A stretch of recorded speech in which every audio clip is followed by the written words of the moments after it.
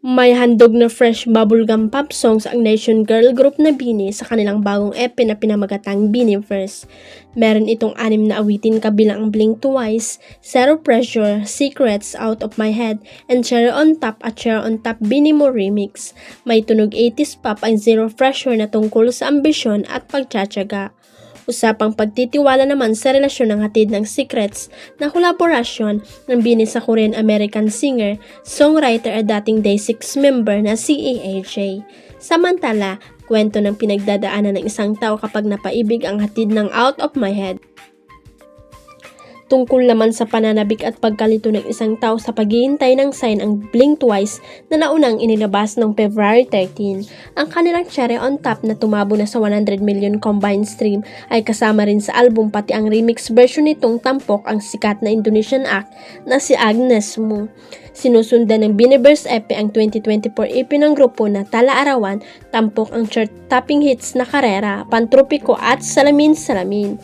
Kinalala bilang top local artist of 2024 ng The Official Philippine Chart, ang BINI ang kauna-unang Filipino group na nagkaroon ng sold-out concert sa Philippine Arena noong February 15 para sa pagsisimula ng kanilang BINIverse World Tour.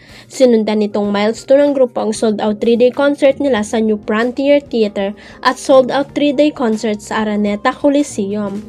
Anyway, tuloy ang pagmamarka ng Filipino girl group na BINI sa international music scene kasama ang kanilang BINIverse EP na napunta sa lista ng Grammys New Music Friday.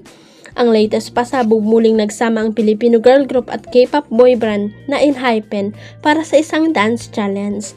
Nag-post kahapon ng BINI sa X ng isang video kasama ng mga miyembro ng ENHYPEN na sina Jake at Jungwon na kasama sina Kulit, Maloy at Sheena para sa choreography ng Blink Twice. Napakasakit ng pag-iyak ng kapamilya aktor at singer na si Sam Melby nang muling mapag-usapan ang paghiwalay nila ng dating fiancé na si Miss Universe 2018 Catriona Gray. Hindi raw emosyonal na tao si Sam pero hindi niya napigilan ang mapaluwa habang sumasagot sa mga tanong sa kanya ng King of Talk na si Boy Abonda hingil sa paghiwalay nila ni Catriona.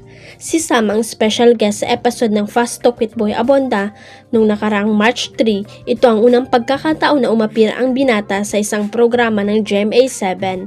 Natanong ni Tito Boy si Sam kung paano nga ba niya hinarap at tinatanggap ang mga pinagdaanang breakups, kabilang na nga ang hiwalayan nila ni Catriona matapos ang ilang taong relasyon at engagement.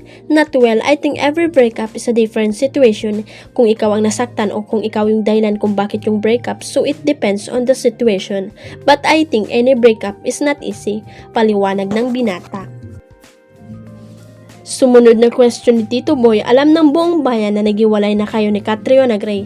How did it affect you? How did you handle the breakup? It was fairy tale relationship insofar as we were concerned the queen had found a prince and they were engaged. One morning we woke up to find out that the engagement had been broken. We were distraught. How were you and how did you handle that? Tanong ng award-winning TV host. Tugon ni Sam, honestly not well, and like I said, any breakup is not easy. It's hard to talk about yung breakup namin. It's something I didn't wanna talk about. I did an interview with MJ Pilifi, reporter ng ABS-CBN, which everyone knows about. And it was mainly to clear yung issue, ani Sam, na ang tinutukoy ay ang kung ano-anong naglalabas ng chika about the breakup. Isa na nga rito ay ang umano'y pagiging third party ng singer at kaibigan dati ni Sam na si Moira De La Torre. Explika ng aktor, with social media now, people want to just connect so many things and believe so many things na walang katotohanan. And I felt the need to clear yung issue na there was no third party. Yung sinasabi na si Moira yung third party. I wanted to make that clear but it's something I actually didn't want to talk about. Sa amin ni Kat, we've always been private about our relationship, and as respect sa kanya, I don't still feel comfortable talking about our relationship.